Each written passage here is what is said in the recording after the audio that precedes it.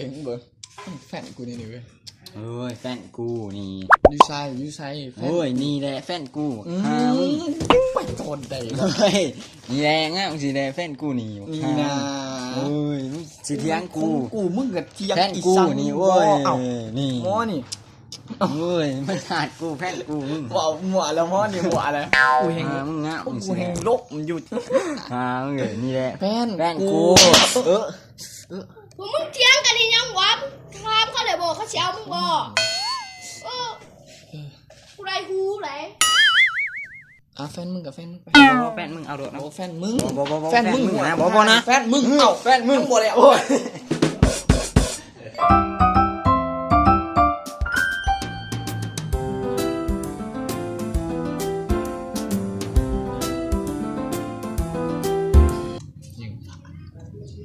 นี่มึงเบิ่ง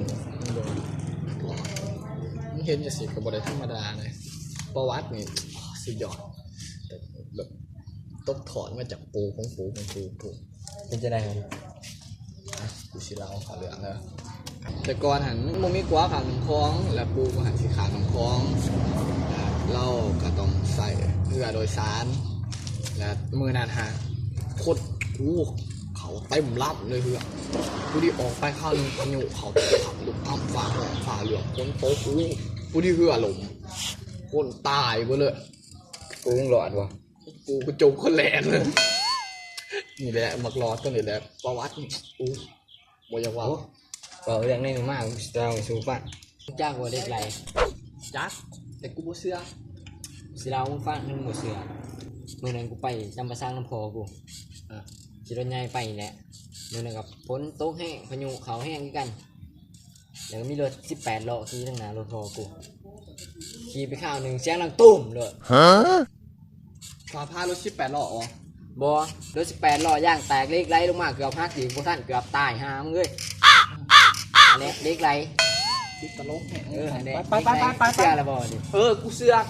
เหลืองกูเก้ากลัวอยู่โอ้ยนี่แหละแฟนกูนี่ฮะมึงสีนี่บอกเอ้ยมาเทียง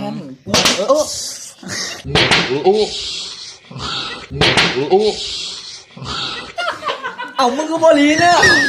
ฟังอะไรใจแม่งกูจะตื่นแค่จะตื่นแม่งจะมาจักสิเด่นด้วยฮะมึงโอ้ตายแน่ไม่ใส่ตบหัวจนเยอะโลก